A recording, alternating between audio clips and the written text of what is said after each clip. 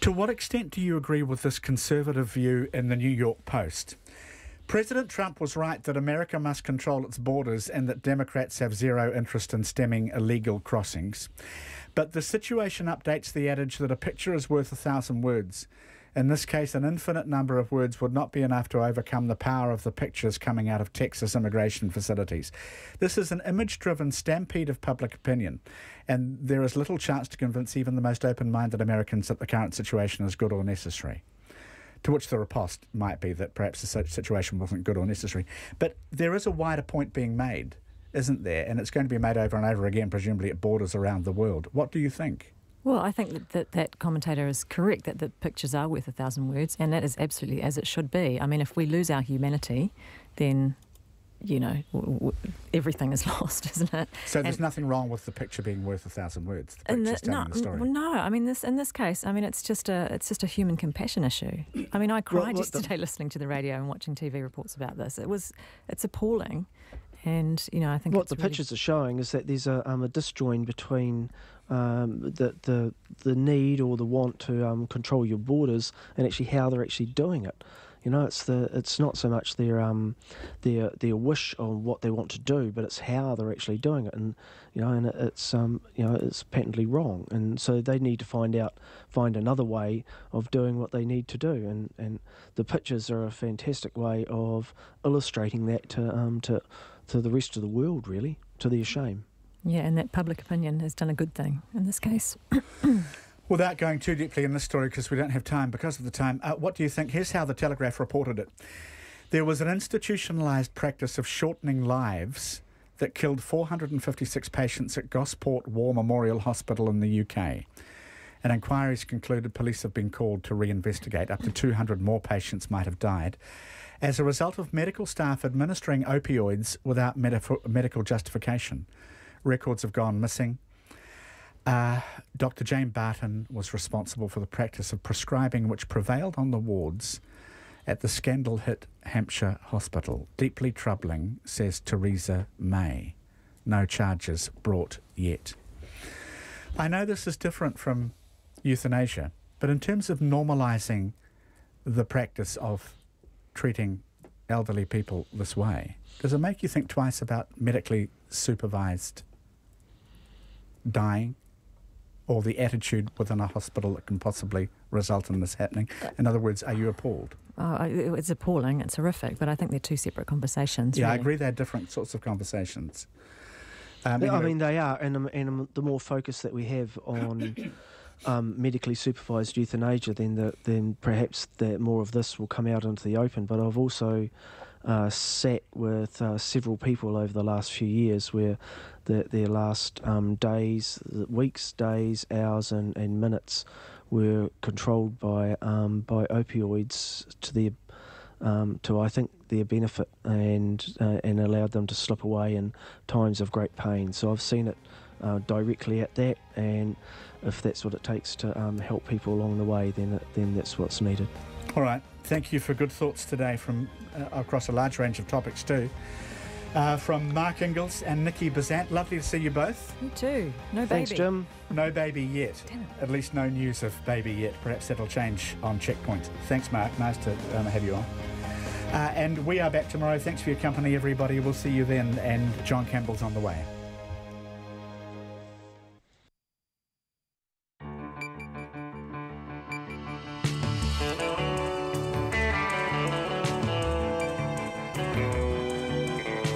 Tōtu marai, hoa mai, he kōrero kei te haere, he kaupapa kei te karawhiua. Tonight on Checkpoint, the country waits for news of the Prime Minister's new baby. We're live outside Auckland Hospital like everyone else. Also tonight, a U-turn from US President Donald Trump on separating children from their parents, the Mexican border. Lots of coverage of that. Anger from the New York mayor who had no idea more than 200 children are now living at a facility in his city.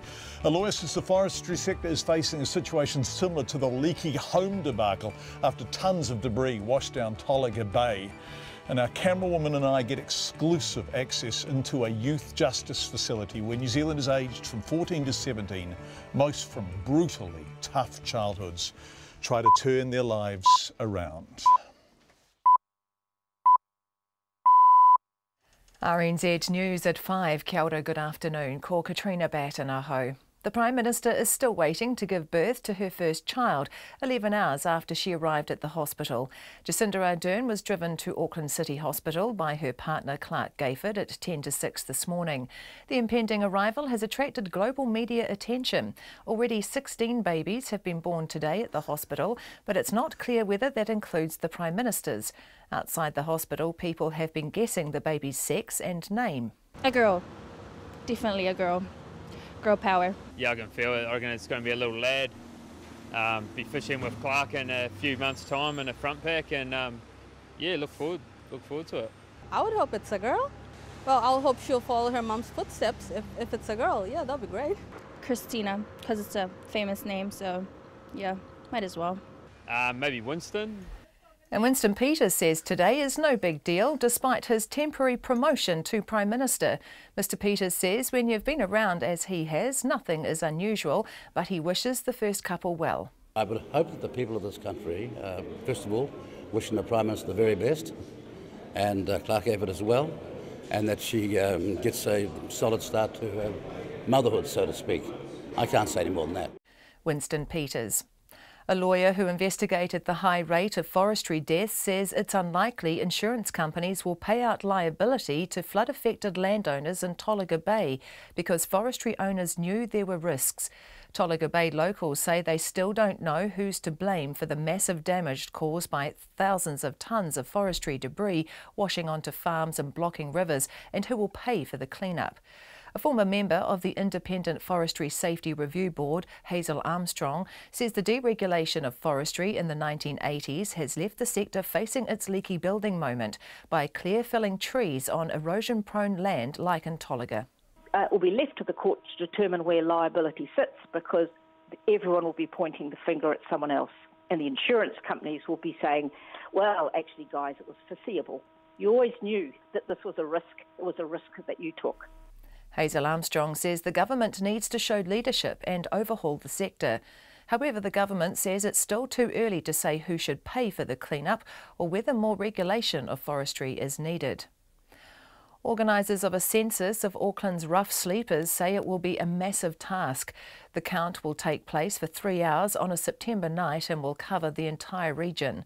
They'll need 750 volunteers to count people who are sleeping rough and ask them to complete a survey. Auckland Council says the project is costing $375,000. A councillor, Penny Hulse, says it will be challenging reaching everyone in such a big area, including rural Auckland. Europe's top trade official has hailed a free trade deal with New Zealand as a blueprint for other global trade deals. The European Union and New Zealand have today formally launched trade talks. The EU Trade Commissioner, Cecilia Malmström, estimates a deal with New Zealand could result in trade between the two increasing by almost 50%. She says the deal will lead the way globally by setting up solid trade rules and important standards. We are also very eager that our agreements include trade and sustainable development, as we call it. I mean, with a strong engagement on sustainable trade, on respect for the environment, for labour rights, etc. And there, the WTO is not up to it, so we need to set new standards. The European Commissioner for Trade, Cecilia Malmström. About 200 sheep have gone missing from a South Otago farm. The police were alerted yesterday after a farmer did a stock take and realised he was missing 170 lambs and 30 ewes. The stock are valued at just under $30,000. The police are urging anyone with information to contact their nearest police station. Heavy rain is causing problems in Northland. The east coast from Warkworth to north of Whangarei has had well over 100 millimetres of rain in the past 2 days. Local roads around Wellsford and Warkworth are closed. But State Highway 1 at Whakapara, north of Whangarei, is now reported to be open again to trucks. It's 5:04. Sport. The French may feel hard done by, but they're getting little sympathy from the All Blacks coach Steve Hansen ahead of the third and final test in Dunedin on Saturday. The second test was a lopsided affair after French fullback Benjamin Fall was wrongly sent off, and the All Blacks have an unassailable 2-0 series lead and have retained the Dave Gallagher Trophy. Asked at a media session in Dunedin this afternoon whether he'd be prepared to put the trophy on the line on Saturday in a one-off match, Steve Hansen wasn't interested. You can talk about any series and say that that's the way rugby is. You know, we can go back 12 months and I could sit here and squeal about that too, but pointless, isn't it? The trophy rules were made before the start of the series and we've put it in the cabinet. No point giving someone else a break, is there? We've got it, so we'll keep it. Steve Hansen. New Zealand football concedes problems within the Football Ferns set-up show the need for sporting organisations to have better procedures for ensuring player welfare. The coach Andreas Heref has been placed on leave while an investigation is carried out into the breakdown of his relationship with the players. Netball and cycling are also undergoing reviews, and the president of New Zealand Football, Derek Shaw, says player welfare is becoming a major issue in top-level sport. It's quite clear there's sort of, I guess, a need for what I'd call a more systemic sort of check-in on player welfare. And that's something much beyond, you know, the Fern situation now. It relates to all of the players within our care. And I think that relates to all sort of elite athletes and team environments. Derek Shaw, the head of New Zealand Football. That's the news. Trump to stop separating migrant families. The Republicans want security and insist on security for our country. At the same time, we have compassion. We want to keep families together. A misguided attempt to find foster families. It was more about the detail and the realisation that you can get onto Trade Me sites, but you can't get onto the phone and ring your local iwi. And a new addition to the First family. People across the country are waking up to the news that Ms Ardern is in labour and her first child is on the way. Family friendly. Morning Report with Guy and Espiner and Susie Ferguson, weekdays from 6. Then on 9 to noon, Taieri College pupil Benaiah Dunn discusses The Chase, his Buster Keaton-style silent movie. And after 10, Matthew Ball, the former psychosis patient, voted Australia's Mental Health Nurse of the Year. Join me, Catherine Ryan, on 9 to noon after Morning Report on RNZ National. Met surface weather through to midnight tomorrow. Northland and Auckland north of Orewa. Rain easing this afternoon and clearing tonight. Mainly fine tomorrow. Gale southeasterlies in exposed places easing tomorrow. For the remainder of Auckland and Coromandel Peninsula, scattered rain clearing this afternoon and gradually becoming fine. Waikato to Kapiti, including Bay of Plenty and the central high country. Mainly fine, but a few cloudy periods from Taranaki southwards. Gisborne to Wairarapa, also Wellington. Mostly cloudy with a few showers, becoming fine tomorrow morning south of Napier. Marlborough, fine apart from a few coastal showers today. Nelson, Buller, Westland and Fiordland, fine today. Cloudy periods with isolated showers tomorrow. Canterbury, mainly fine but cloudy periods about the coast today and early tomorrow. Otago and Southland, mainly fine but low cloud or fog persisting in some valleys through to tomorrow afternoon, and the Chatham Islands cloudy with a few light showers. It's exactly 8 minutes past 5 and you're listening to Checkpoint. Thank you very much indeed, Katrina Batten, and thank you everyone for joining us. A really big program tonight. We are later inside a youth justice residence. And it is pretty confronting, extraordinary, compelling stuff. But first of all, from the 9th floor of the Beehive to the 9th floor of Auckland City Hospital, Prime Minister Jacinda Ardern is having her baby, or somewhere in the process. Ms Ardern was driven to the hospital at 10 to 6 this morning by her partner Clark Gayford. Since then, an endless stream of updates from all and sundry saying not much has happened. Let's add to them. Our reporter Katie Scotcher joins us live from outside Auckland City Hospital. Katie, you are smiling away. Is there any news? No, there is no news, unfortunately. Media have been waiting here since around 6:30 this morning when the announcement was made that she had gone into labour, and they're still waiting. The Prime Minister's office, they brought in a platter of food though for journalists and camera crews, as well as some tea and coffee and some juice, so they have been well looked after. But Auckland Hospital says that the average labour at the hospital takes between 12 and 18 hours, so there could be a lot of waiting to come. Our fellow baby reporter Eva Corlett took a look back at how everything unfolded today. The country is waiting with anticipation to hear news of the first baby, but so far, mum's the word. And hospital staff are not immune to the excitement. Tanisha Jalsi works on the 12th floor. We've been waiting for this day. For like the last week, we've been looking every time there's any media around, going, oh, maybe today's the day. Yeah, we've got quite a few spotters out and about throughout the wards, just keeping an eye on things. Ms Jalsi says Ms Ardern seems fit and healthy, so hopefully the baby will come soon. She says you can tell by her bump the baby is a boy. And she has some royal suggestions when it comes to names. Well, I know that, names like Harry and George and William are pretty popular these days, but I didn't go with popular names for my kids, so I'm hoping that she'll go with something a little bit close to her heart. Other Aucklanders outside the hospital put in their 2 cents about the sex of the baby. Definitely a girl. Girl power. Yeah, I can feel it. I reckon it's going to be a little lad.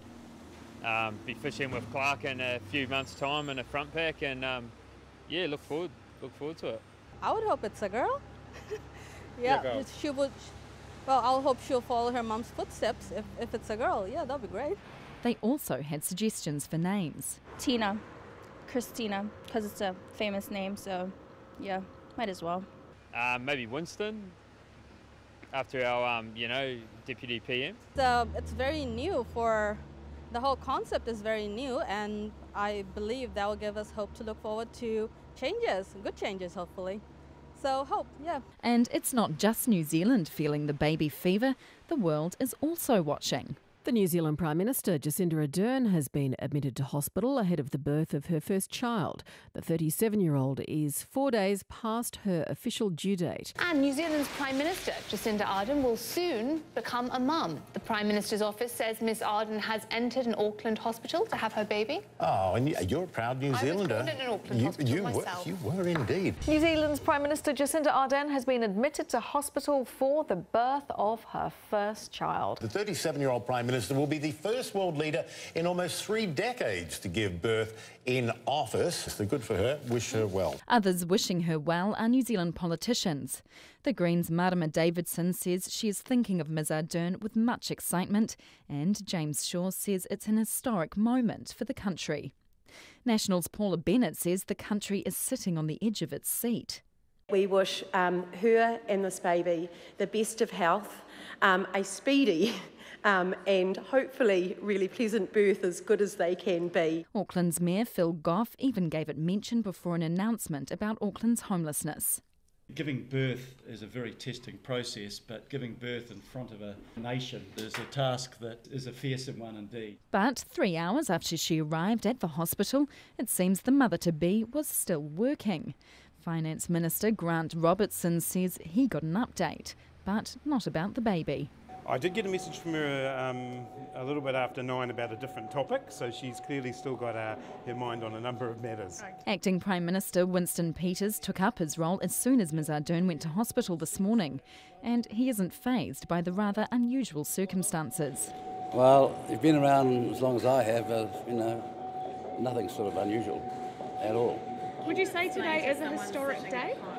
No, I wouldn't say that. If it's born today, the baby will share its birthday with Prince William, Indonesian President Joko Widodo, Edward Snowden and the Pakistani Prime Minister Benazir Bhutto, the first woman to have a child while a state leader. Already 16 babies have been born today at the hospital, but it's not clear whether this one will be the 17th. One thing is for sure, the baby, when it does finally arrive, won't be short of things to wear.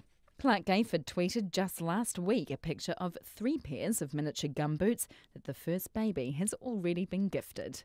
I tamaki makoro mo te hotako te ahiahi nei, ko iwa kolet tēnei. Thank you. We have a lovely wrap. Let's go back to Katie live at the hospital because it's been about 5 minutes since we were last with you, Katie. What happens once the baby is born? So Jacinda Ardern and Clark Gayford are expected to announce the birth of their first child, much like they did her pregnancy, so probably on Instagram and Twitter. And then after that, media will be invited up to the 9th floor of the hospital, where there'll be a quick photo opportunity and some questions, and then they will head away, and Jacinda Ardern will be on around 6 weeks of maternity leave. Holy moly. Thank you so much, Katie. And we need to tell you this because I know that you'll want to know. Katie is live there. Our shot is live there. The moment there is any news, we will tell you what it is. 14 and a half past 5. He claimed a law change was needed, but it took just a stroke of Donald Trump's pen to reverse a policy which has seen thousands of parents separated from their children at the US-Mexican border. His administration's zero-tolerance policy against illegal immigration has resulted in more than 2,300 children being separated from their parents. And as Bridget Burke reports, there's been anger from the New York mayor who had no idea his city was housing some of those children, one of them a 9-month-old baby. We're signing an executive order. I consider to be a very important executive order. It's about keeping families together while at the same time being sure that we have a very powerful, very strong border, and border security will be equal, if not greater than previously. A U-turn from US President Donald Trump following global outcry against separating migrant children from their parents at the Mexican border.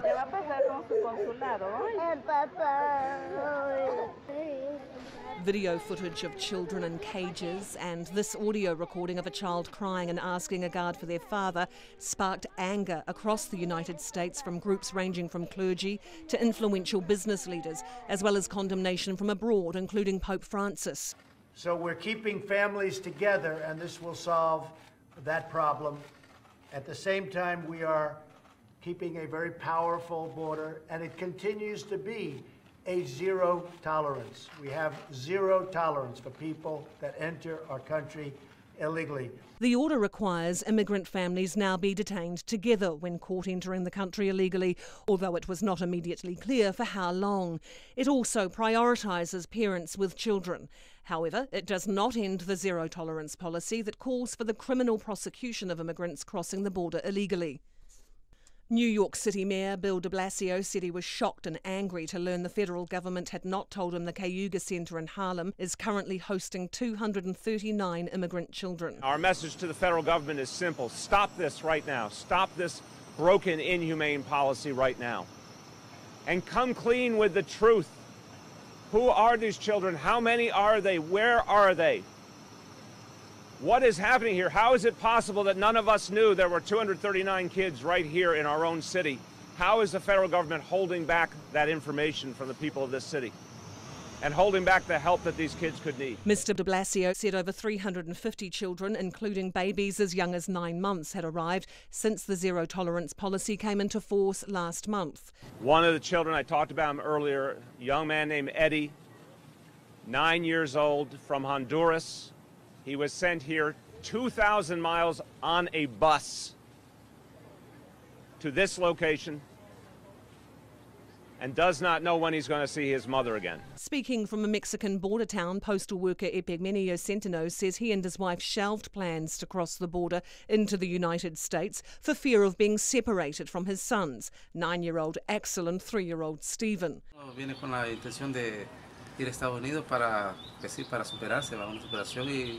The family had fled El Salvador, hoping for asylum in the United States, but would for the moment stay in Mexico where Mr Centeno said it was safer and he could get a low-paid job in a seafood restaurant. US officials say there are no immediate plans to reunite children who have already been separated, despite the executive order, meaning children could remain for the moment in detention centres like this one, visited by Reuters reporter Mike Blake in Tornillo, Texas. I've just flown over a makeshift tent camp where the Department of Homeland Security is housing children, some taken from their parents. It's not far off the Mexican border next to the US, and there were a dozen tents or so. There were a number of kids out lined up, marching them between the tents down to one end of the facility. It's all very systematically designed. It's very hot here. It's 105.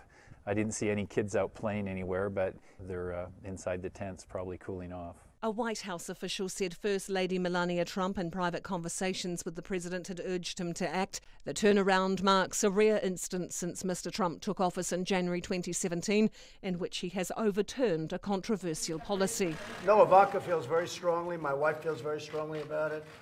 I feel very strongly about it. I think anybody with a heart would feel very strongly about it. We don't like to see families separated. At the same time, we don't want people coming into our country illegally. This takes care of the problem. Thank you very much, everybody. For Checkpoint, Bridget Burke. On the outskirts of Palmerston North is a youth justice centre called Te Aureri a Te Tonga. There are 4 of them in the country. Their work is critically important and incredibly difficult.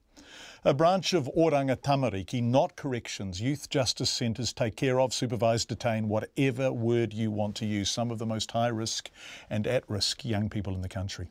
Aged between 14 and 17, some of them really are children, but amongst them will be kids who've robbed dairies, who've repeatedly stolen cars, who drive off from the police, and worse. Because of the high profile some youth offending has received in the past few months, we wanted to see inside the oldest of such centres. Oranga Tamariki gave us full access. There were no conditions other than we could not identify the children themselves or their victims. On Tuesday, Claire Easton Farrelly, our camerawoman and editor, and I spent the day inside this youth justice centre. It's a place for children and young people who've broken the law. The hope is to help them change their lives for the better before they enter the justice system as adults. The more successful they are, the better and safer this country will be. We're screening this story. You can watch it online and on TV. It's in 2 parts, and the first part is tonight. The boss is letting us in. So these are interlock doors they put in when they first rebuilt the place. So only one door will open at a time. They're escape-proof doors, over the top. Because we haven't needed them yet, but it is what it is. Tēnā tata katoa te whanakuri tahi nei raro i te tuanui o tēnei whare. Ngā manuhiri tūrangi John, raro ko hoa. Nau mai hara mai wangui am. We're being welcomed now by Mike Moses, whose title is Employment Coordinator. And in the room with us are 5 New Zealanders aged 14 to 17 who've been charged with or found guilty of a variety of offences, some of them very serious. One by one, we meet them. The boys speak quickly. Are they shy? Is it bravado? Are they weary, mistrustful? But the third of the teams we meet delivers her pepeha in fluent Māori. She is 15. Later, we will learn about her life so far, the details the pepeha doesn't contain, the hidings. One by one they introduce themselves, and we sit together, those of us who've never known violence at home and those of us who've known nothing but. Later, I asked residence manager Carl Kuiti. What percentage of these kids would have had some exposure to gangs, for example? Well, currently right now with the kids that we have, 34 kids in here, I'd say 34. Give me the child until he's 7 and I'll give you the man. Although these are not yet men, as the law defines it. Even so, aged just 14 to 17, some of the teens this centre deals with have already been charged with the most serious of crimes. So kids that are charged with murder, rape, whatnot, they're all in here. And then you have the other group of kids who are recidivist offenders, stealing cars, theft, all that sort of thing. I did some arsons, some breaches, some other stuff, aggravated and aggravated, so that's robbery with some force. Yes it is. It took me by surprise, that admission. My son is the same age. What makes a child too young to even legally drive or see an R16 movie, commit arsons, and what they all just call ags? What was her childhood like? Well, it was pretty bad. Could see just people getting hidings every day. Was your house violent when you were little? Yeah. You just see my parents getting hidings sometimes, my mum getting all the hidings, and some others. How old are you? 15. 15? Yeah. You've lived a lot of life for 15, haven't you already? Yeah, I have. And what do you want to do now? What is your dream? I want to work with animals. Yeah, I want to be at least a vet or a farmer. Arsons and ags, and she wants to be a vet or a farmer. And the thing is, we will all win if she becomes one. That's what they're charged with here, taking kids damaged by everything who are already sharing the damage and making them hopeful. These are our babies, these are our mokopuna. This is Sarah Tepania, who comes in and teaches here. We'll hear more from Sarah later. But when home has failed them and school has almost always chucked these children out, Sarah's here to show them someone cares. Someone cares enough. The system out there has let them down enough. So I'm in here because hopefully I can make a difference. I know that sounds corny. Sorry, it's a bit of a cliche. But if the cliche is made flesh, then maybe fewer arsons, fewer ags, fewer broken children passing the breakage on. Why are you in here? Because I offended. And you don't want to tell me about the offending? No. But it's not something you're proud of, obviously. No. And how long have you been in here for? I'm going on my 8th month. And can you tell me about your background? What was your home like as you were growing up? My dad was, when I was growing up, my dad used to just be very violent, and he was gambling a lot, and that's kind of what triggered my mind to just getting into trouble and doing what I do now. I don't blame it on him, but that's just how I was taught. That's just how my dad was raising me and my siblings, so that's just how I think now, that it's normal for me to go out and offend. Yeah. But I have a sense, and I don't want to put words in your mouth, that you're hoping for more than that now. Yeah, I'm hoping to get out and change my life, and I want to be a beauty therapist. A beauty therapist. This is a girl who was repeatedly beaten when she was little. My dad just used to beat me, my siblings and my mum just for no reason at all, just because he felt like it. Like, he was the one with the power. Yeah. So violence was what you knew? Yeah. And did you become violent? Yeah, I did.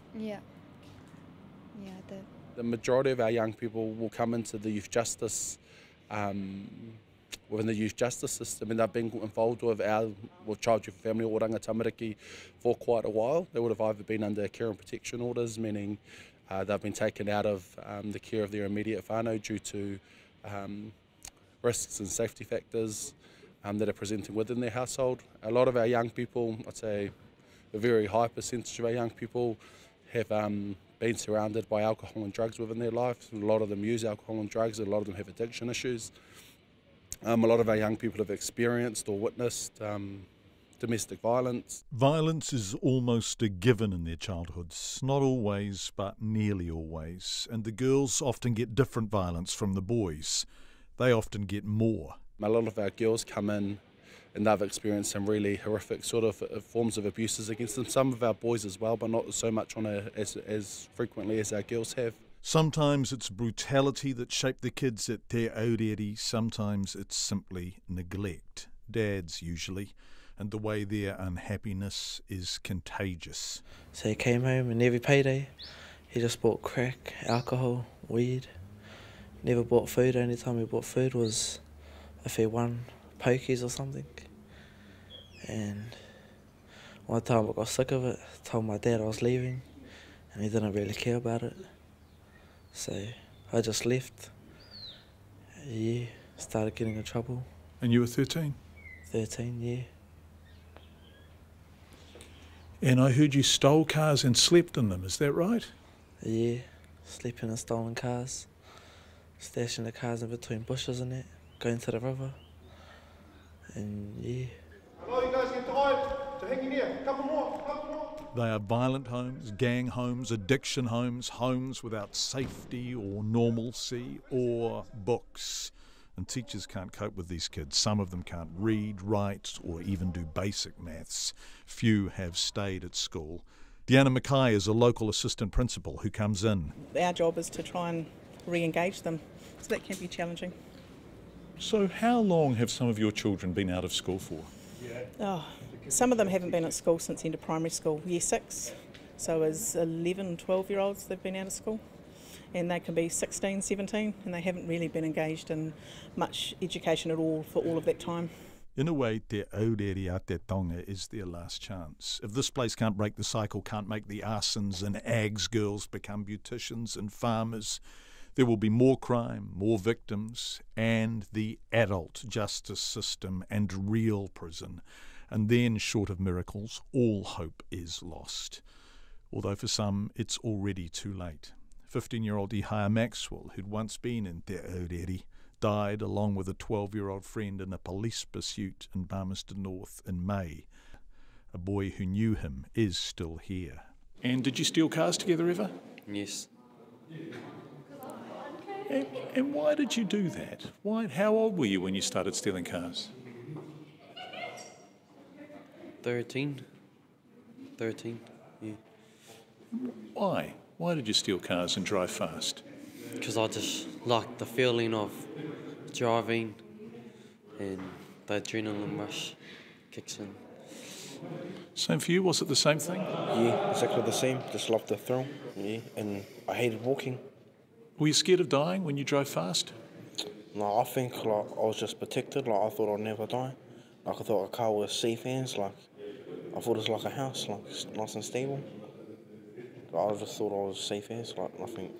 Nothing could hurt me. So what did you think when Iha died? Just woke me up. Yeah. Were you scared of dying when you drove very fast? I mean, you must have. You seem like a bright kid to me. You must have known that was possible. No, I didn't actually think I would die. And I don't think I will die in a high-speed chase because I've never crashed yet. What did you think when Iha died? I think it's time for a change. Time to turn my life around. The wake-up, that's what they're after here. The dreams of something better or the knowledge of what failure really costs. No more chances. They have to get it right. And to do that, Carl Koiti says, you have to give them what they've never had, something approaching a childhood. When they come in here, what we do is we treat them as kids, because sometimes for the first time it's their opportunity to be a kid. So everything that we do here is aimed at that, and it's different. When you think about them as a youth offender, you've got to think about the risk mitigation and stuff. When you think about them as a kid, you think about, okay, how can we make this kid's journey a little bit better? And it's simple stuff, having positive conversations, providing opportunities for them, dangling the right carrots, because kids will work their bums off if they get the opportunity to work towards something, and we just give it there and make it achievable. Make them work hard though, and then you get what you get now. You get these kids who are some of the toughest kids in the country who are just normal, typical Kiwi kids. Carl Koiti, the residence manager, ending part one of our journey into that youth residence centre, Youth Justice Centre, just outside Palmerston North. Part two will be tomorrow night. We'll talk to some of the staff at length, including some of the wonderful teachers. Do join us tomorrow after 5.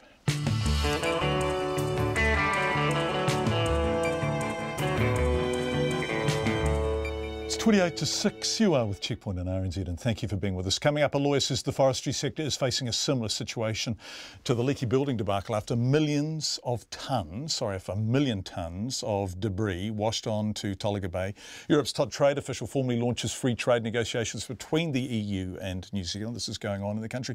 And calls grow for the cash-strapped Kaikoura district to be divvied up between its neighbours. We would love your feedback. Text us 2101. Tweet us at Checkpoint RNZ. Facebook Checkpoint with John Campbell, or email checkpoint@radionz.co.nz. Katrina is here now with the headlines. The waiting game continues outside Auckland Hospital just over 11 hours after the Prime Minister arrived there to give birth. 16 babies have been born at the hospital today, but it's not clear whether that includes Jacinda Ardern's. Outside the hospital, people have been guessing the baby's sex and name.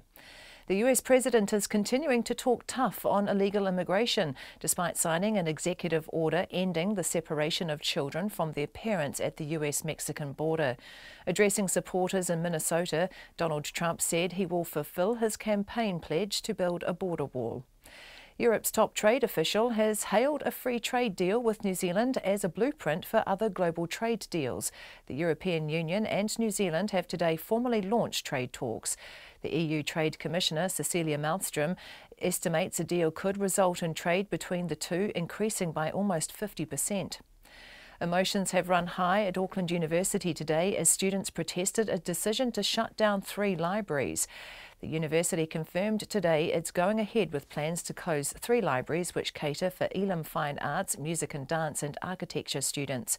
Many of the books will be moved to the General Library, while the rest will be put into off-site storage. Staff at the Papa have been given letters today outlining the restructuring of parts of the National Museum. In a statement, it says the proposed changes are being made to ensure Te Papa is in the right shape for the future. The impact on staff is not yet clear. Heavy rain is causing flooding in Northland, and State Highway 1 north of Whangarei remains closed. The east coast from Warkworth to north of Whangarei has had well over 200 millimetres of rain in the past 2 days. 7 council roads are also closed around Warkworth and Wellsford. Those are the headlines. I'm back at 6. Thank you very much indeed, Katrina. Turning to business news now with Matt Chatterton, who is beaming in from Wellington. Hi, Matty. Matt. Fletcher Building is to streamline its business and focus on basics as it looks to recover from heavy losses in its building division. I'm sure their shareholders will be relieved. Yeah, so Fletcher Building conducted a review of its operations, and following that it's planning on concentrating its business only in New Zealand and Australia, where it believes it can increase its share, which it sits at around 15% here in New Zealand, and it's only 1% in Australia. Fletcher's plans on simplifying operations and cutting costs by around $30 million a year over the next 3 years. It will focus on roading, infrastructure and building products. Of course, this all happened because the company lost close to $1 billion over the past 2 years through those construction projects such as the Christchurch Justice Precinct and the International Convention Centre in Auckland. Because of that, it has had to sell $750 million in shares to help fix its finances. It predicts it will have a pre-tax earnings of around $680 to $720 million, but that doesn't include the $660 million loss from the building division. The company's also announced it will reveal changes to the board of directors soon. That's expected within the next sort of week or so. The board has been heavily criticised over the handling of the company's troubles, and as we all know, Sir Ralph Norris, the chair, has already resigned, but there are expected to be several changes in the board of directors. Gosh, it's been a fascinating saga, and it will continue to be, I guess. Thanks, Matt. Experts were right. GDP figures have slowed a little. What is it, 0.5% for the first quarter? Yes, gross domestic product economic growth has had a modest start to the year. We had soft construction activity, but the service sector did okay, which is good. This growth was in line with expectations. However, annual growth has slowed to 2.7% from 2.9%. Spending on business services, telecommunications, tourism and a rebound in dairy production were the main growth drivers. That was offset by the slowdown in the building sector and the disruption to used car imports from the stink bug scare. The main surprise was a 2.3% rise in the information and telecommunications sector. The biggest drag, of course, was the construction activity that was reflected by a wind down in Kaikoura quake-related work and blockages in house building. Yeah, it's interesting, isn't it? Thanks, Matt. Hey, what happened on the market? So I don't even have a vague sense, but were they fairly quiet? Well, the top 50 index closed up on 8,999. That's up 93 points or 1%. The New Zealand dollar is down a little against the US, 68.3 rather, and down 92.8 Australian cents. Thanks, Matt Chatterton, who is doing business for us out of Wellington this week. We appreciate it. A trade war may be developing between the world's biggest economies, but Europe and New Zealand are bucking the trend, formally launching free trade negotiations. Europe's top trade official is in Wellington and estimates the deal could see the value of goods traded between the two rise by nearly 50%. And New Zealand and the EU believe the agreement could be a blueprint for other global trade deals. Here's our Deputy Political Editor, Chris Bramwell. Trade between New Zealand and the EU, the world's biggest trading bloc, is already worth about $16 billion a year. But EU Trade Commissioner Cecilia Malmström says the relationship between the two would be further strengthened by a formal free trade deal. We have made an impact assessment, and overall trading goods between us could increase by almost 50% if we have an ambitious agreement. It is for us important that European companies have access to the New Zealand market on a level playing field with other countries. Cecilia Malmström says the deal would also lead the way globally by setting up good trade rules and including important standards. We are also very eager that our agreements include trade and sustainable development, as we call it. I mean, with a strong engagement on sustainable trade, on respect for the environment, for labour rights, etc. And there, the WTO is not up to it, so we need to set new standards. The Trade Minister David Parker says that is one of the most exciting things about this deal in particular. We can not only do good for ourselves in this trade agreement, we can actually set out rules that are a guide to how other trade agreements should look for the benefit of the world. So, through this agreement, I think that we'll be not just improving our economies, but we'll be making the world a better place. David Parker hopes a free trade agreement with the European Union can be completed within a couple of years. He says some of the sticking points are likely to be around geographical indicators, and the EU Trade Commissioner has asked for work on those to start early so they don't delay the deal. That demonstrates a willingness on the part of the European side of the negotiation, which we share in New Zealand, to bring this to a conclusion as soon as we can. And we're hopeful that we can wrap it up on our side within a couple of years, but only time will tell. A former trade negotiator, Charles Finney, says there are numerous challenges and it won't be an easy negotiation. Obviously, agriculture has been a stumbling block for us for years, and some of the members have got very protectionist attitudes to agriculture, particularly those from southern Europe, but the Irish are also somewhat protectionist when it comes to dairy and meat. The deal will not include investor-state dispute settlement clauses that have been controversial in other agreements, such as the revised Trans-Pacific Partnership. The trade talks will formally begin next month in Brussels, when technical teams from the EU and New Zealand will meet for the first time. Atu i te whare pārimata mō te hōtaka o te ahi pōnei, ko Chris Bramwell. 90 minutes to 6. A lawyer says the forestry sector is facing a leaky building style debacle, and it will probably be left up to the courts to decide who's liable for the damage caused by tons of debris washing down into Tolaga Bay, the East Cape, of course, earlier this month. Hazel Armstrong is calling for a complete overhaul of the rules governing the sector, but forest owners say it's not needed. The government says it's waiting for more information before it considers whether changes should be made. Looking at all of this for us is our reporter Anusha Bradley. Claire Parker's family farm in Tolaga Bay has suffered hundreds of thousands of dollars worth of damage from forestry slash.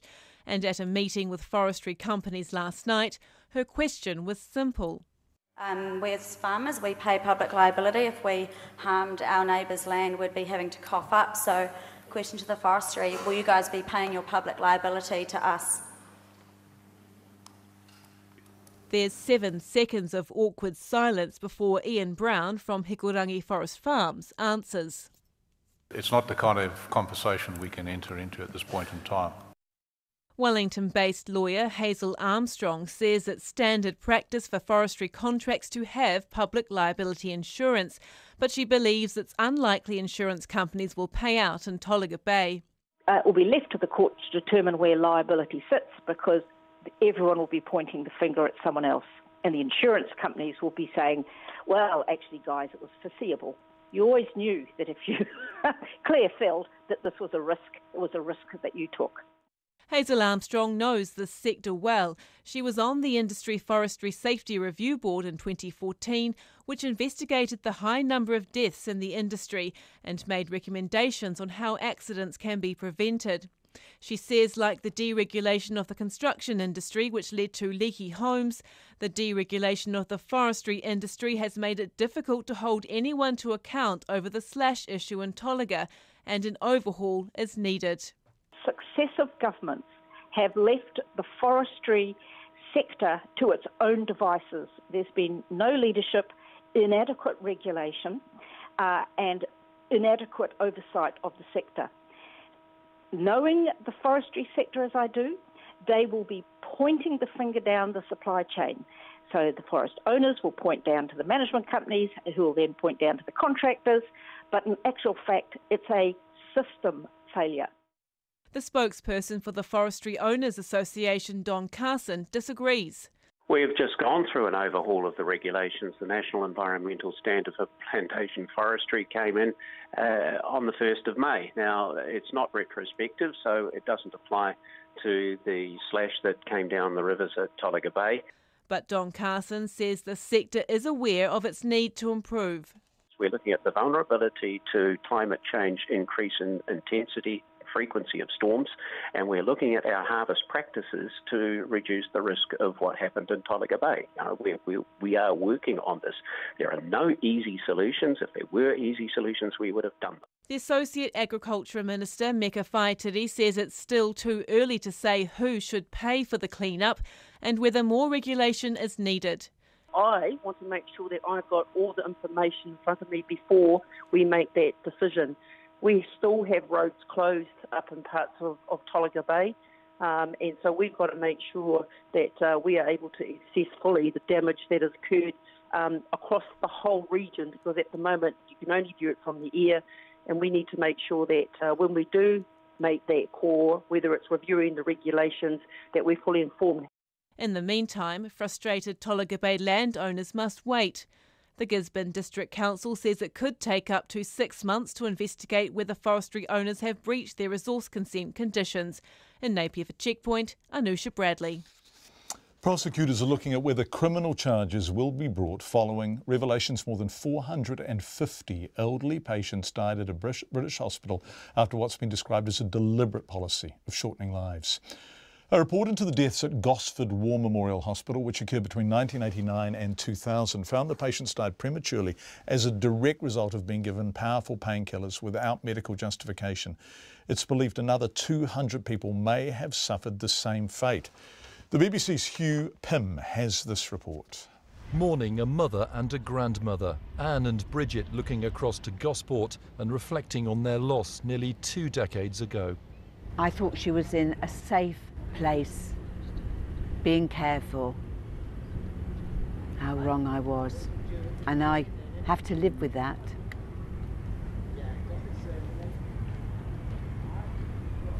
Shocking, absolutely shocking. Her mother, Elsie Devine, went to the hospital for rehabilitation after treatment for an infection. She died after 4 weeks. Her family later discovered she'd had huge doses of painkillers. Those drugs, even in their individual states, let alone given together as a cocktail, were far too high in their dosage, and we're talking 100% too high. The report says more than 650 patients probably died at Gosport War Memorial Hospital because opioids were prescribed for no medical reason. It says in the 1990s there was an institutionalised practice of shortening lives. Dr. Jane Barton, the clinical assistant, is named in the report as responsible for prescribing practice. She was later disciplined by medical regulators. Bishop James Jones, who chaired the review, told me there was a collective failure at the hospital. These drugs that were prescribed were then administered by nurses who would have known the effect of those drugs. The pharmacist in the hospital would have known the level of opioids that she or he was being asked to supply. The whole institution, including, I have to say, the consultants who had responsibility over the clinical assistant, they knew, as far as our records show, what was going on in the hospital. Has got to stop. After the report was published, Anne and Bridget joined other families who felt that before now they'd been ignored by so many in authority. We were blocked by every single one. But today, that wall has come tumbling down, and now we want answers. The truth is there now, and we don't want this government to sit on it like any other inquiry. We want action now. Justice everybody deserves. Yeah. Cindy and Debbie's father Stan went into the hospital to recover after a stroke, but within a couple of weeks after medication, he died. He deserved to get better, come home and be a dad and be a granddad for many years to come. Today, she told me she felt the report was a big step forward. Mixed emotions today, heartbroken, but with a sense that actually we were right all along and eventually somebody has listened to us.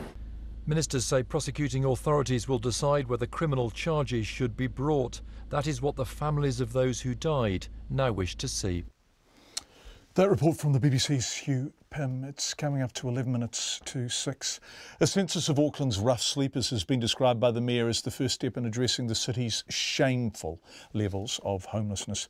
The 3-hour count on September the 17th will be conducted from Wellsford in the north to Waiuku in the south. Those involved say it's a massive task and they'll need help from hundreds of volunteers. Rowan Quinn reports. On a wet and bitterly cold Auckland morning, dozens of makeshift beds are jumbled along the wall outside Auckland's City Mission. Inside, councillors and homeless workers say they want to put an end to rough sleeping. But first, they need to know what they're dealing with.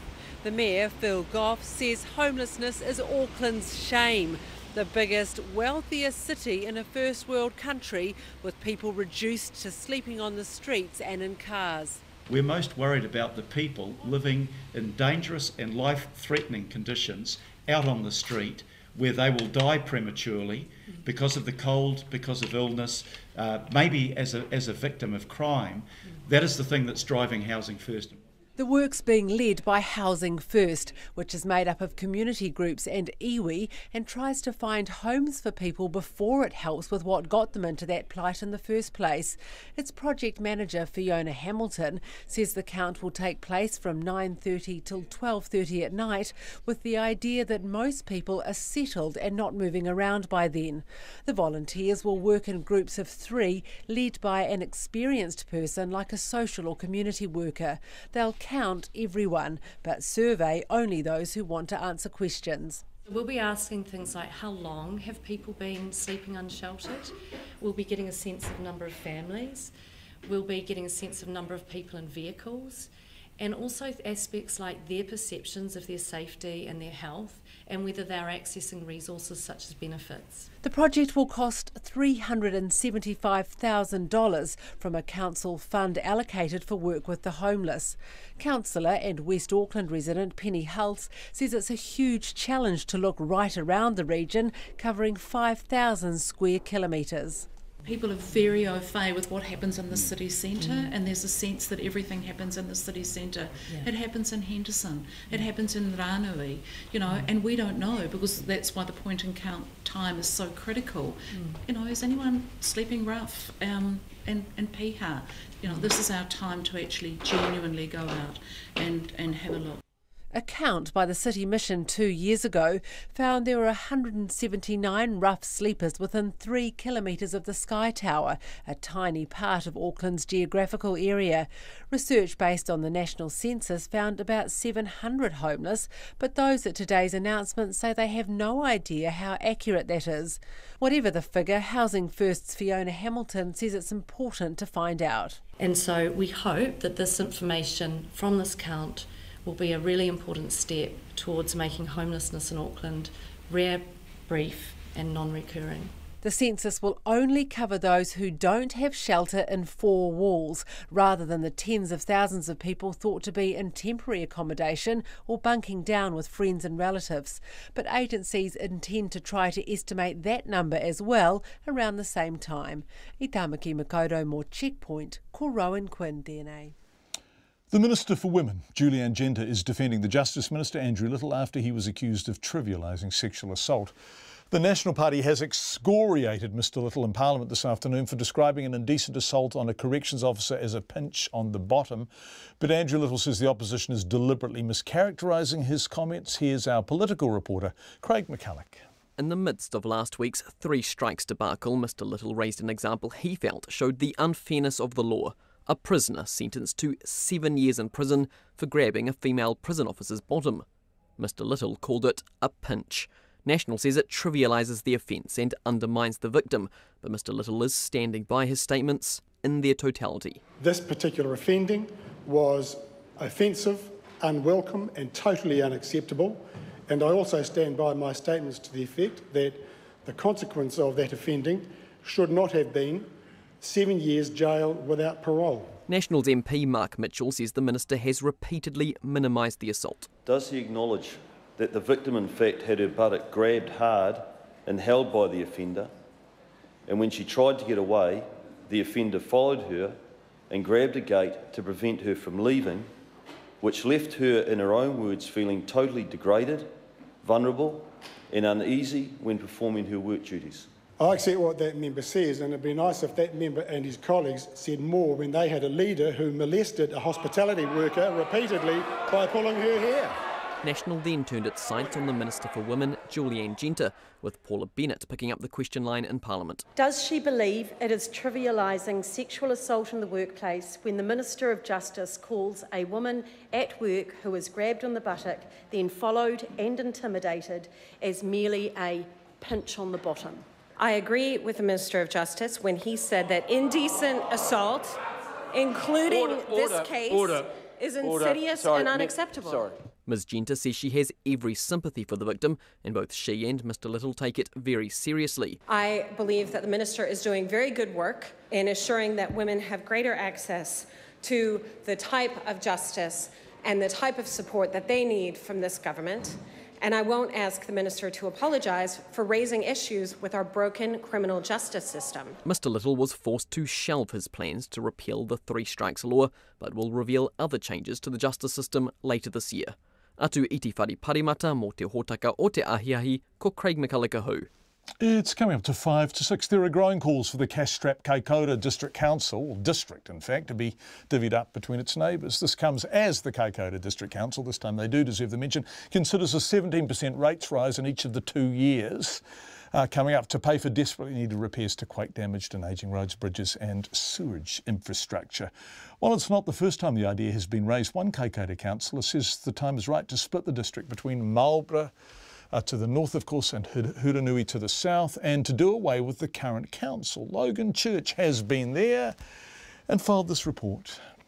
Councillor Derek Milton thinks splitting Kaikoura district up between its neighbours is a no-brainer. You've got 2,800 ratepayers and a very small number of ratepayers compared to other places. As well as that, you've got a large amount of unrateable property and a tourist State Highway 1, which is obviously the tourist route through the town. So we're providing a lot of services which are funded by ratepayers but don't actually help the ratepayers at all. So those things really affect small councils. Kaikoura isn't alone when it comes to having to fund tourist infrastructure from a small ratepayer base, but that's been compounded by damage caused by the November 2016 quake. Post-quake, the district was essentially split in two, due to huge slips at Oho Point. Derek Milson says the small community north of that slip, which he lives in, was effectively served by the Marlborough District Council. He believes all parts of the area north of Oho Point should go to Marlborough, and the rest of the region should be rolled into the Huranui District Council. We live at the north end of Kaikoura, and then that means that we're wanting to do our business in Blenheim. So, and with the earthquake, we were served by the Marlborough District Council. Secondly, Huranui is much bigger. It does have a tourist centre in Hanmer, and it's very, very well run. They have a bigger scale, have 9,000 ratepayers. This comes as the Kaikoura Council debates its 3-year plan, which includes a 17% rates rise next year, as well as other belt-tightening measures. So what do Kaikoura's neighbours think of the idea? A spokesperson for the Marlborough District Council says some people in the northern Kaikoura area have expressed interest in joining Marlborough, but it had not received a formal approach about a change. Huranui's Mayor, Winton Daly, agrees, saying if his council is approached, he will consider it. But not everyone around the Kaikoura Council table is keen on the idea of a split, like Tony Blunt, who says it doesn't make sense to get rid of it. I believe that we have a very, very viable council. We've had an incredible success rate at getting insurance and funding from Wellington, from the government. The staff have worked incredibly hard and done a fantastic job. And to that end, I believe we have a very, very viable Kaikoura District Council going forward. Fellow councillor Craig McCall also isn't keen on a breakup, while Kaikoura's Mayor, Winston Gray, wasn't available for an interview. This isn't the first time amalgamation has reared its head. It was also proposed about 10 years ago, but never made it over the line as Huranui's council voted no to a tie-up with Kaikoura. And Kaikoura locals themselves could see the merits of both leaving and remaining with the status quo. Once you get to a bigger council, you don't get what you really want, do you? They don't look after the roads or the infrastructure the same because they're not actually in the town. So it's not a big base, like $10 million worth of income for the whole of Taikora. You know, when you start talking about big sports complexes and pool complexes, it's like feasibility. We just can't afford it. You know, I think that people up in Kikerengu would probably be best to go with Marlborough because they're a bit closer, and especially when it came to things like the earthquake, and they do get cut off from here quite a bit. I don't know. Its residents might not be sure about a split, but Councillor Derek Milton says it's early days and he's keen for the idea to be considered as soon as possible. For Checkpoints, Corlogan Church, Tanay. 50 seconds before the news at 6. Paul Travers Jones has emailed in, hey, exclamation mark, 3 of them, Paul, I object. Your business reporter Matt Chatterton not only stole the mullet I used to wear, but also the exact same shirt I got for a few rupees in India. How very dare he. We think Matt looks magnificent, Paul, so we're assuming you must look magnificent yourself in the aforementioned mullet and shirt from India. We welcome a photo. Quite a few people saying Jacinda Ardern having a baby is not a story. Look, I'm just going to throw down the gauntlet here. There is not a country in the world with an incumbent Prime Minister who was giving birth that wouldn't cover it at great length, and everyone who thinks otherwise needs to lay off the juice. We're coming up to 6 o'clock.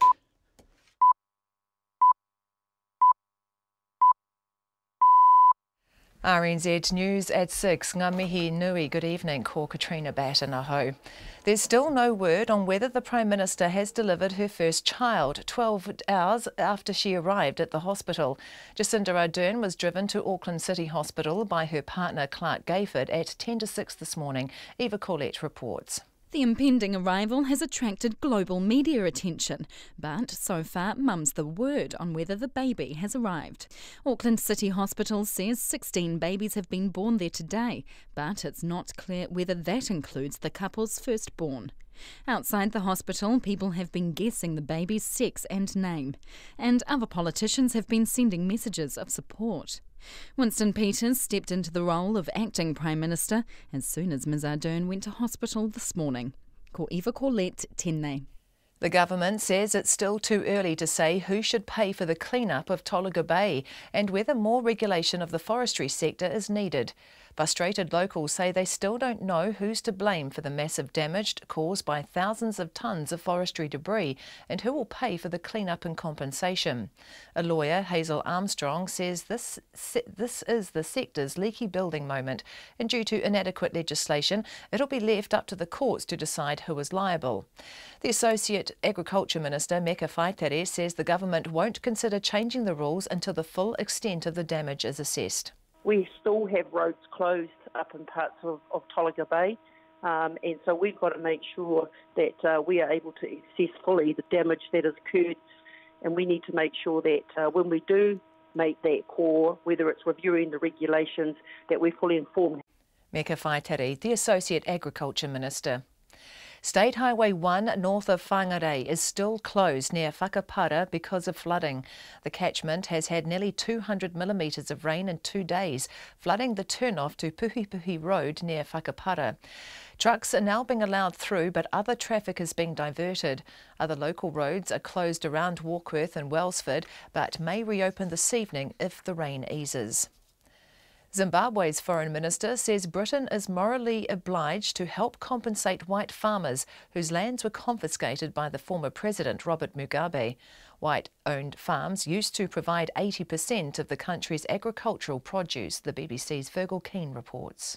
After Robert Mugabe was removed from power last November, the new government began to address the land question. Now, white farmers are being offered the possibility of a 99-year lease and compensation for their losses. The Foreign Minister SB Moyo said Britain, as the former colonial power, had a moral obligation to help compensate farmers who'd lost land. British sources say it's more likely that the UK will join with bodies like the EU and the World Bank to produce an assistance package for Zimbabwean agriculture. With elections due next month, land remains a decisive and emotive issue. Virgil Keane in Harare. A West Auckland woman suffered serious injuries when she was run over while trying to stop a thief stealing her car.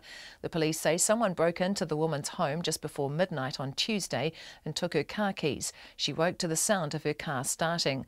The woman tried to stop the offender by jumping into the front passenger seat but fell under the car. The offender left the car and ran away. Auckland University is going ahead with a controversial decision to close down 3 libraries which cater for Elam Fine Arts, Music and Dance and Architecture students. Many of the books will be moved to the General Library, while the rest will be put into off-site storage. Vice-Chancellor Stuart McCutcheon says the university's budget left them with little choice. I obviously regret that sometimes you have to make decisions that not everybody is happy with. But in a situation where the universities are under continuing financial pressure, the fact of the matter is we have to keep reshaping what we do in order to give the best quality experience we can to our students and staff across the whole university. Stuart McCutcheon says the move won't harm students or staff research. About 50 students, staff and graduates have protested against the decision today outside the Dean of Arts office. Staff at Te Papa have been given letters today outlining restructuring of parts of the National Museum. In a statement, its communications manager, Kate Camp, says the proposed changes are being made to ensure Te Papa is the right shape for the future. She says no decisions have been made and the organisation will not comment further while it's working through the process with staff. Ms Camp says decisions on the restructure are expected to be finalised next month. It's 6:05. Sport, the new Kiwis coach Michael Maguire will take an extra day to name his first side to play England in Denver on Sunday as he mulls his best centre combination. The team for the one-off test was to be announced earlier today, but Maguire, who was appointed to the role last month, concedes he's unsure what his first choice centre combination is, while there's also some uncertainty about who he'll include in his starting forward pack. Jordan Kahu, Peter Hiku and Kiwis newcomer Eason Masters are vying for 2 centre places. The Australian footballers need to at least draw against Denmark tonight if they're to stay alive at the World Cup. The Socceroos were beaten 2-1 by France in their opening game, while Denmark beat Peru. The Australian defender Aziz Bihik feels they're making good progress and can compete with the top sides. Anyone who they put out on the pitch is going to be tough to come up against. We work on the way we want to play is to play against any side, and I think that's what Aussie sport's all about. The bigger the occasion, the tougher the opponent, the better we get up for the game. Tonight's other games are France against Peru and Argentina-Croatia. The 5-time Tour de France winner Bernard Hinault has called for riders at this year's race to go on strike if Team Sky's Chris Froome is on the start line while his drug case continues. Froome returned a positive test for excessive levels of the asthma drug salbutamol on his way to victory at La Vuelta last year. That's the news. Tonight on Nights, Alison Ballance investigates the implications of the latest data on Antarctic ice melt. Simon Morton looks at the technology behind the World Cup. And our overseas correspondent, Silva Tamba, is marking the summer solstice in Estonia, which means it's the winter solstice for us. Thanks, Brian, and anything can happen on Lately. And what we have found is that over the years, whenever there's been a cold winter with lots of snow on the hills, silver eyes come into our gardens. And in warmer winters, they seem to stay away. That is not a silver eye. I don't know what it is, but it's not a silver eye. We're away with the birds on Lately with me, Karen Hay, weeknights on RNZ National. I definitely think that sounds like a turkey. Met Service weather through to midnight tomorrow. Northland and Auckland north of Orewa. Rain easing this afternoon and clearing tonight. Mainly fine tomorrow. Gale southeasterlies and exposed places easing tomorrow. For the remainder of Auckland and Coromandel Peninsula, scattered rain clearing this afternoon and gradually becoming fine. Waikato to Kapiti, including Bay of Plenty in the central high country, mainly fine, but a few cloudy periods from Taranaki southwards. Gisborne to Wairarapa, also Wellington, mostly cloudy with a few showers, becoming fine tomorrow morning south of Napier. Marlborough, fine, apart from a few coastal showers today. Nelson, Buller, Westland and Fiordland, fine today, cloudy periods with isolated showers tomorrow. Canterbury, mainly fine, but cloudy periods about the coast today and early tomorrow. Otago, Southland, mainly fine, but low cloud or fog persisting in some valleys through to tomorrow afternoon, and the Chatham Islands cloudy with a few light showers. It's 6:08, and you're listening to Checkpoint. You are. Thank you very much, Katrina. Now, this is an amazing thing, but because I'm radio, mate, I can walk around and highly unusually for chaps. I can walk and talk simultaneously. Stay there, Katrina Batten. I'll be back in a moment. Ladies and gentlemen, I'm just getting flowers for Katrina Batten because you are about to have a 0 birthday, aren't you? I am. I hope you don't mind me telling people you're turning 30. Happy birthday, sweetheart. This is from John. all of us. Oh. Thank you. From the team. So, Katrina's, when is your 0 birthday? Next week, Tuesday. Next week. And you're taking some annual leave? Yes, I am.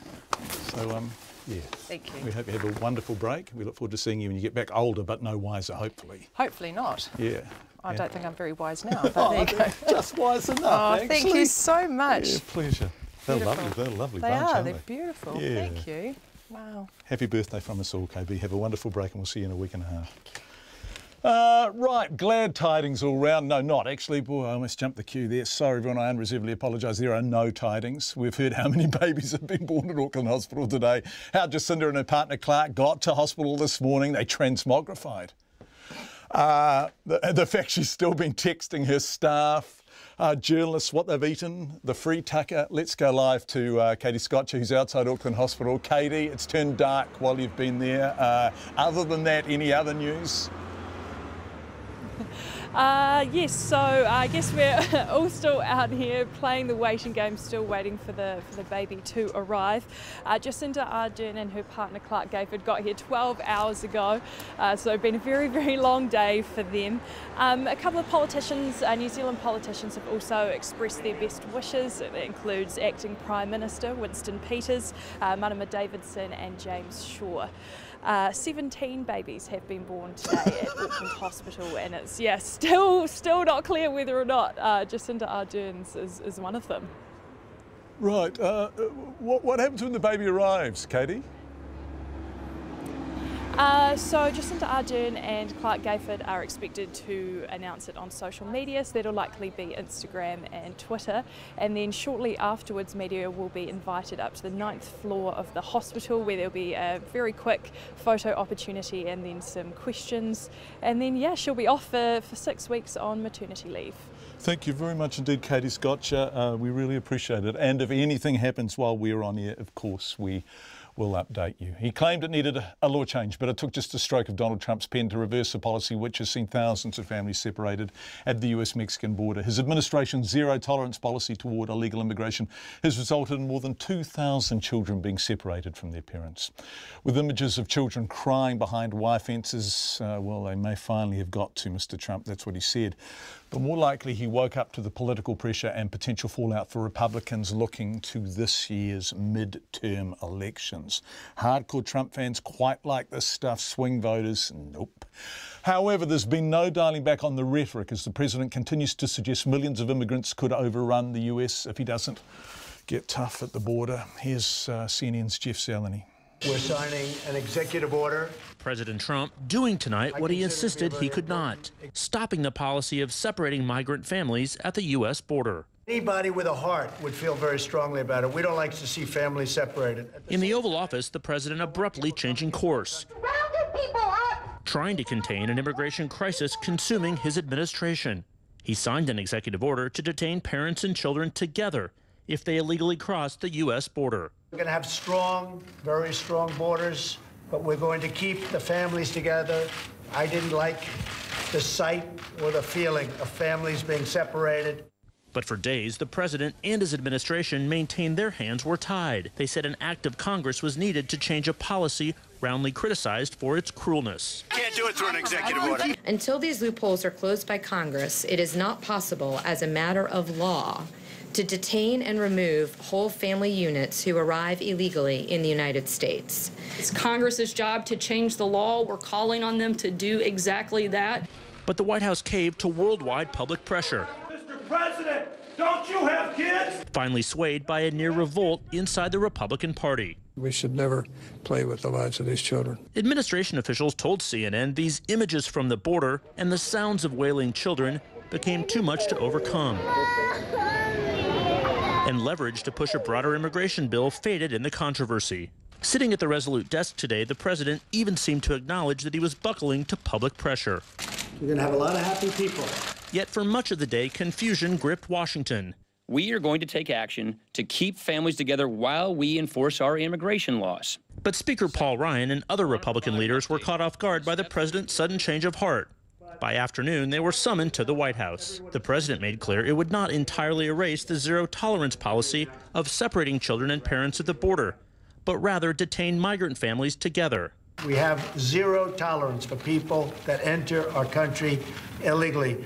His words stood in stark contrast to his fighting mood only hours earlier on Twitter, saying it's the Democrats' fault. They won't give us the votes needed to pass good immigration legislation. He added, but I am working on something. It never ends. Also not ending was the global outrage over separating migrant families at the border. Pope Francis calling it immoral and contrary to our Catholic values. British Prime Minister Theresa May also expressing disgust, saying she intends to raise it when Trump visits the UK next month. The pictures of children being held in what appear to be cages are deeply disturbing.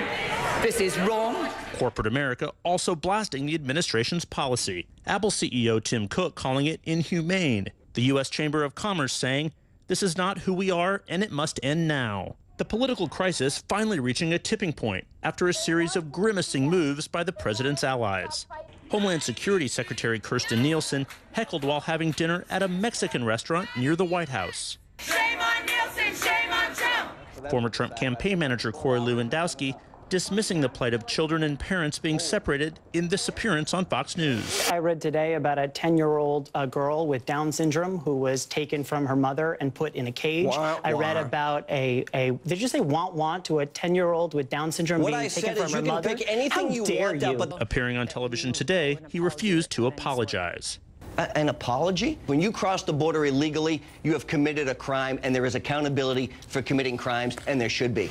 The president insisting he still plans to push his hardline immigration proposals and vowed again to build a border wall. But he acknowledged those close to him demanded that he bring this impasse involving children to an end. Ivanka feels very strongly. My wife feels very strongly about it. I feel very strongly about it. That report from CNN. I am holding Pip Keen's phone, and on the Insta feed she's getting on it is a message from Jacinda Ardern. There is a photo of Jacinda, a baby, and Clark Gayford, and it says, "Welcome to our village, we won. Feeling very lucky to have a healthy baby girl that arrived at 4:45 p.m. weighing 3.31 kilos, 7.3 pounds. Thank you so much for your best wishes and your kindness. We're all doing really well, thanks to the wonderful team at Auckland City Hospital." So the Prime Minister and her man, Clark Gayford, have a baby girl born this afternoon at 4:45, weighing 3.3 kilos, and it is a lovely photo. CNN's and our correspondent Katie is calling. Pip, come and get your phone. Our correspondent Katie Scotcher is calling. Should we go to her? There she is. I'll pass the phone to Pip. And I might just talk for a couple of minutes while we just see if we can get Katie on the phone. Should we go live to Katie, or should we continue with CNN? Let's continue with CNN. Their White House correspondent Caitlin Collins was with the president when he signed the executive order. And she told me Mr. Trump framed his decision as, and I quote, a solution. The problems with that is, A, this is a problem that the president created, the argument goes, because, of course, this is a result of the president and his administration's zero-tolerance policy on immigration. That is precisely what is leading to these families being separated from their children when they cross over the border illegally. So the president is essentially chalking this up, saying it's his solution, though this is something he created we should keep in mind. Now, the question going forward is, what does this actually solve? And there seem to be a lot more questions than answers in this executive order that the president signed today. One of those being, what happens to the people who have already been separated from their parents? And it doesn't seem that they will be reunited, certainly not immediately, because their parents will still remain in these in detention centers while the kids have already been separated from them, and there is not going to be any government effort to reunite them. The next question is also what happens with this entire 20 days thing. Of course, there's this 1997 court settlement that says children can't be kept in federal immigration detention facilities for more than 20 days. Now, that court ruling still stands.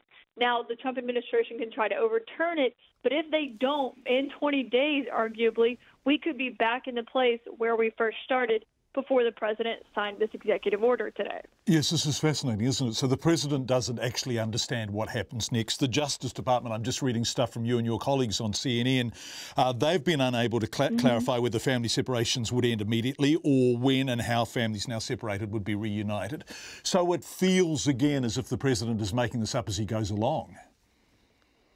It certainly is that, because that is evidenced by the people who knew about this executive order, which is not very many, certainly not Capitol Hill. And this isn't something that the president brought up when he was meeting with Republicans discussing this issue just last night. This is really something that was put together today at the White House. The president tweeted he was working on something. That is what gave it away, that maybe he had something in the works. But that comes, of course, after days of not just the president, but also his aides saying that he could not do anything executive-wise to fix this problem. Even the president said you could not do an executive action to fix this. Now, then, of course, today he goes and does something with executive action to fix this, which raises all these other questions and does raise a few questions. Certainly it's not at the top of the list, but it does raise a few questions about the credibility of this White House. You know, they've been saying for days, we can't do anything about this. Our hands are tied. The president goes and contradicts all of them, including himself, by signing this executive order today. While he's been saying they can't do anything, the contempt, the anger, the sense of outrage has been growing and growing and growing. Now, we know that President Trump actually quite likes that stuff, particularly when it's coming from the Liberal establishment, because it plays to his constituency. He once again is seen as the outsider. But clearly there is a sense it's starting to hurt him. Otherwise, he wouldn't have responded like this, right? That is right. The political backlash to this was getting louder and louder, so loud that they just simply couldn't ignore it any longer. And I don't even think, though his base does like the outrage, they do like some of the things he does. They do like his zero-tolerance immigration policy, but they even don't like seeing these families separated, seeing these haunting images of these families being separated on the border. And, of course, all the questions that come along with that, like where the girls are being kept, young children. Of course, you saw that report about the babies and toddlers being kept in certain facilities. So the president realized that, because this wasn't just coming from Democrats. It was coming from members of his own party, even people inside of his White House. He said that the First Lady, Melania Trump, and his daughter and senior advisor, Ivanka Trump, both told him they didn't like the situation. The president said anyone with a heart wouldn't like a situation like this, which is ironic given the situation is the direct result of his administration's policies. So certainly the president got a sense of that. He knows that these images weren't playing well for him politically. But one thing I should note, our sources inside the White House did tell us that the president was insistent that the images that were being played on television and put on the front pages of newspapers, he said those images were the worst ones that the press was picking in order to take advantage of this situation. Of course, that is not true. Those were the images handed out by the government, because cameras have largely not been allowed in these facilities. Caitlin Collins, who was a White House correspondent for CNN, right? If you are watching, here's a treat. There is Jacinda Ardern and Clark Gayford in Auckland City Hospital, and between them in this photo that the happy mum and dad themselves have just posted on Instagram and Twitter is their baby daughter, born at 4:45 this afternoon, 7.3 pounds, 3.3 kilos, give or take a bit with my metric conversions. Clark Gayford has posted on Twitter, so happy to announce our little girl has finally arrived. Everyone healthy and happy, and they do indeed look happy. The wonder, the sheer big universe wonder of becoming a mum or a dad for the first time. It's a remarkable moment, and there they are, and the photo is up and it's on our website, and it is on basically every website in New Zealand. You don't have to come to us to find it, just really turn your computer on. So the Prime Minister has had her baby, a little girl. Emotions were running at Auckland University today. Emotions were running. Were they? High, we presume, at Auckland University today as students protested its decision to close 3 libraries. About 50 people camped outside a campus office in protest as several student representatives were told the news in a closed-door meeting. Tom Furley reports. While signs throughout the university called for quiet as students sat exams, students and teachers past and present were making their voices heard. Save our books! Save our puppets from corporate crooks. Dozens packed a small corridor outside the Dean of the Creative Arts and Industries Department as student representatives were told the library's fate. The university will close the specialist libraries for Elam Fine Arts, Music and Dance and Architecture students, with most of the books relocated to the General Library on campus and some stored off campus. The primary motivation is cost, but also an increasing focus on digital learning. Tony Green, a former art history professor, says the library is an irreplaceable resource. It means the death of fine arts. If you don't have your library, if you don't have resources, you don't have librarians, because they're being sacked, then your chances of actually getting information to the students is seriously diminished.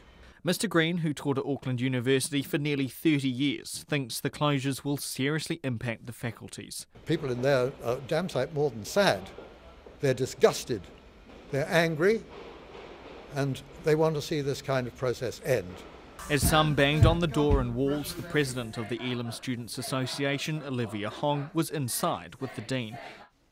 We're just going to apologise for bunking out of that story. Tom, it's a lovely story, and I know a lot of people, particularly in Auckland, are interested in it, so we will put it up online immediately and we'll return to it if we can. But we have former Prime Minister Helen Clark on the line. Are you there? I'm here, John. Oh, so where in the world are you? I think we woke you up, did we? Where are you?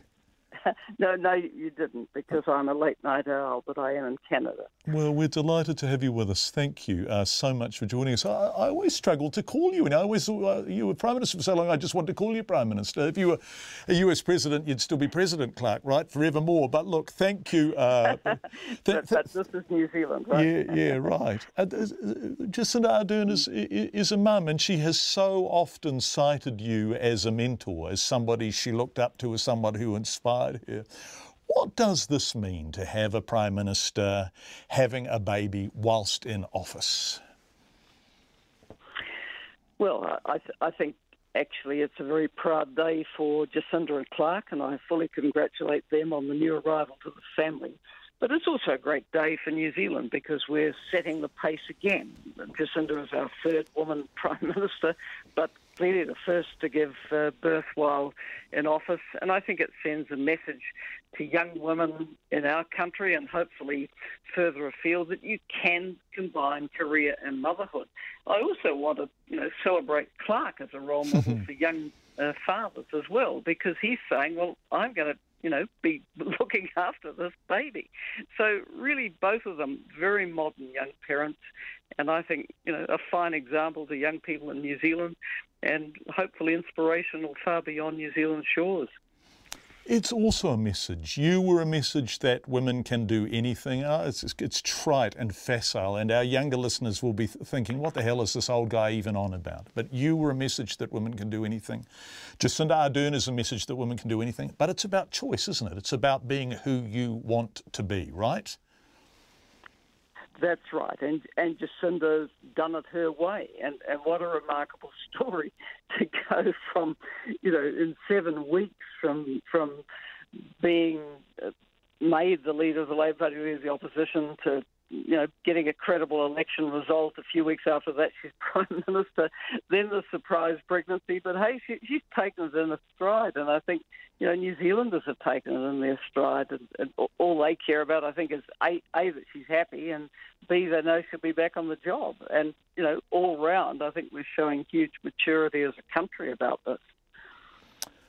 I was in the gallery when Jim Bolger was Prime Minister, and obviously I followed very closely as a current affairs interviewer and all of that sort of thing when you were Prime Minister and TV3's political host. And I don't think people realise how hard Prime Ministers work. I mean, what you were doing, you were regularly doing 15, 17, absurdly long days, 17-hour days, 15-hour days. It's bloody tough, that job, isn't it?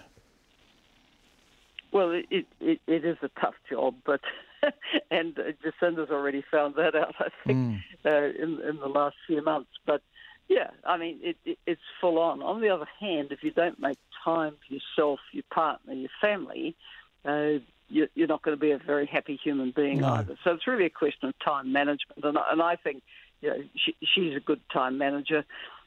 She'll find a way through it, and I think with a very supportive partner like Clark, who's playing more than a full role as a parent, it'll work out. While we've got you, can I ask you what you make of global politics at the moment? I don't want to drop you in it. We've called you late in Canada, and we've called you to discuss a woman who regards you as a role model and an inspiration, becoming a mum. But what do you make of what's going on the global political stage? Well, I used to say that volatility is the new normal, but I didn't quite expect it would get to this. It's really the most extraordinary series of political events we've seen in a long, long time. I mean, you know, there were those heady days when the Soviet Union collapsed, the Berlin Wall came down, but you know, this isn't cataclysmic of that kind, but it is a very, very disruptive time with. You can no longer use the words unbelievable about things happening because the unbelievable does happen fairly regularly. Yeah, it sure does. Former Prime Minister Helen Clark, thank you so much for being immediately available and passing on your delighting congratulations to Jacinda Ardern and Clark Gayford. We really appreciate your time, and it's a lovely note celebrating a new life, a new Kiwi life, a Kiwi baby girl in a world in which women can and, of course, constantly do anything. What a lovely note to end the program on. Thank you for being with us, everyone. We appreciate your company on behalf of the Checkpoint team. It's been a pleasure being with you this evening, and we will be back tomorrow at 5.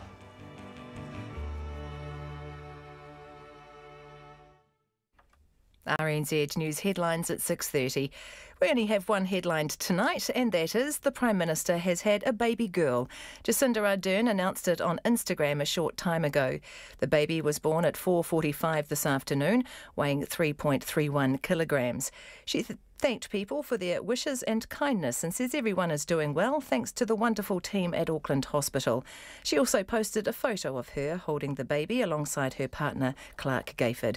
Our next news and weather is at 7.